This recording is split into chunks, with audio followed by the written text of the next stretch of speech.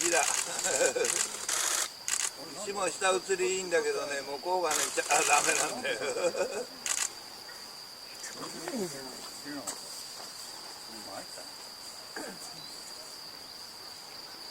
慎重に行ったんだけど、慎重に行ったんだけどダメかな。時々抜けるね。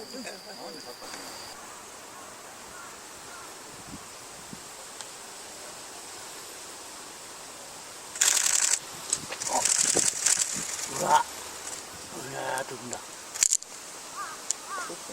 取ってる？食べちゃった？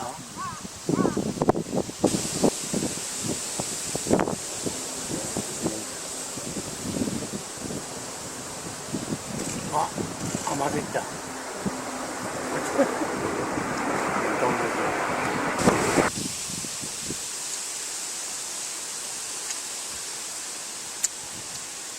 花さん取りやすそう？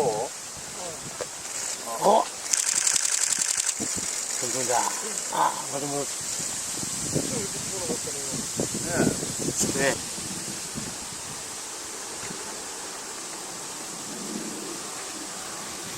匿名の高木さん、どうですか？